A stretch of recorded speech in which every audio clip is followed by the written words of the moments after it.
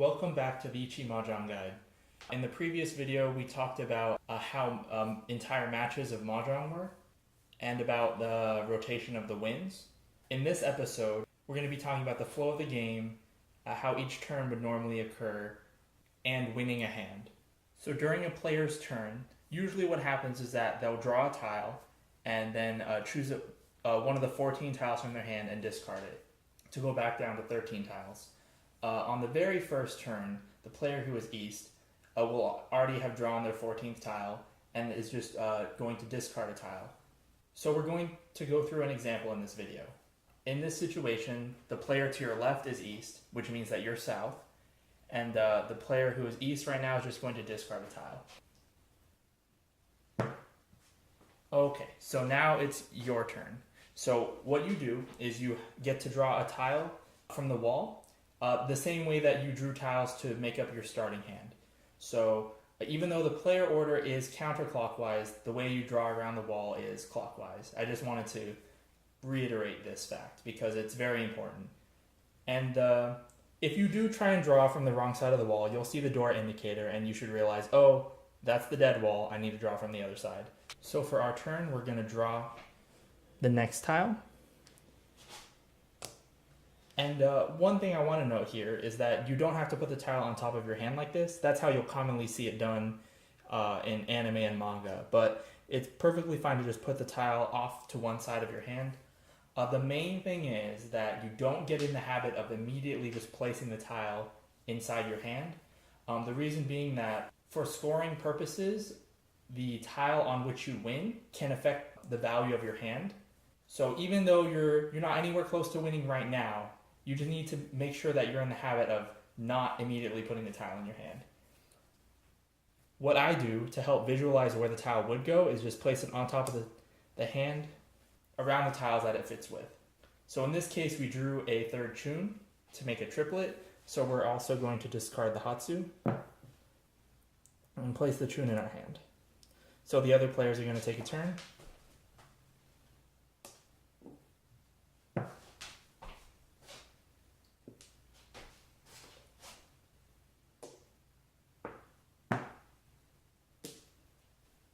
And now it's East's turn again, so they draw a tile and discard one. So this process pretty much just continues until the game's over. So we're going to go through these next few turns a little quickly. Nice, we got an 8 to go with our 7 and 9, so we're going to toss the 1 mon because that's the farthest away from anything else.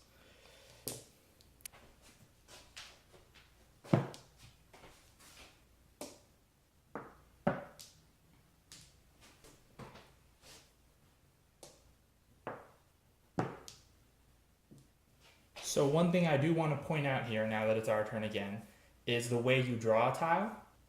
You might be thinking, oh, I can pick up a tile and put it on top of my hand. That's not a big deal. But if you've played any card games, whether it's a Texas Hold'em or Magic the Gathering, you know that there's a better and worse way to handle cards. And the same thing applies to tiles. So you don't want to be just drawing really dramatically so everyone can see what your tile is.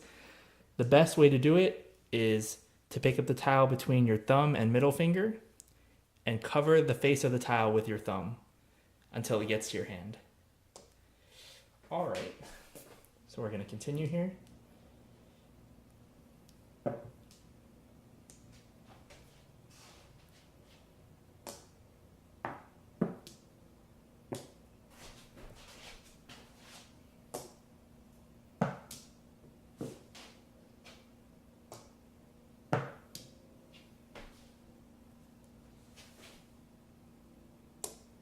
Okay, so we filled in one more sequence.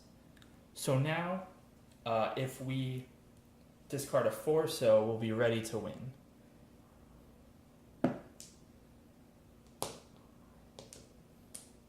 So right now our hand is in a state that's called tenpai.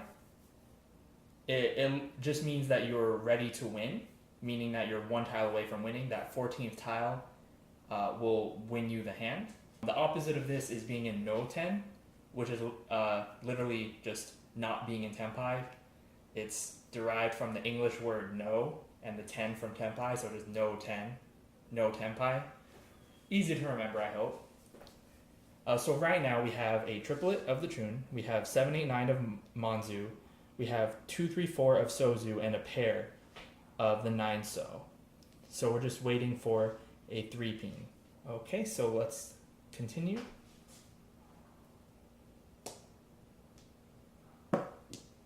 Oh, there it is. The player to our right, they discarded our winning tile.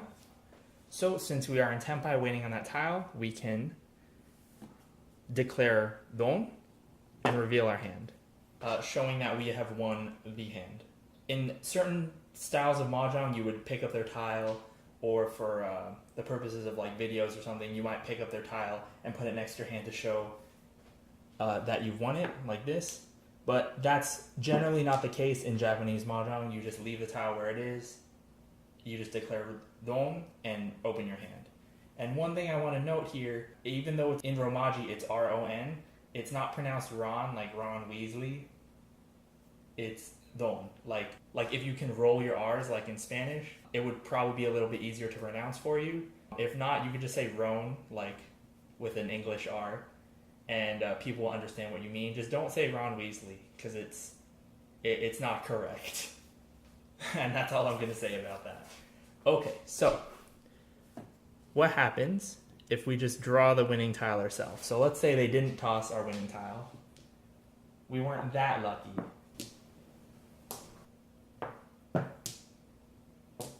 So our turn again. Ah, we got it. So in this case, make sure you don't put it in your hand because it matters. You place the tile off to the side, open your hand, and declare tsumo. It just means that you've drawn your winning tile by yourself and that you've won the hand. And so you need to make it clear to everyone what tile you drew to win the hand and what your hand's composition was before that, because it does matter for calculating the score of your hand.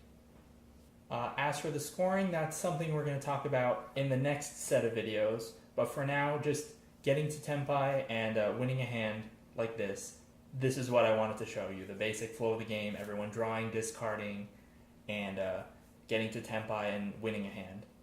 Alright, and that's it for this video, so as usual, feel free to leave any comments or questions, and thank you for watching.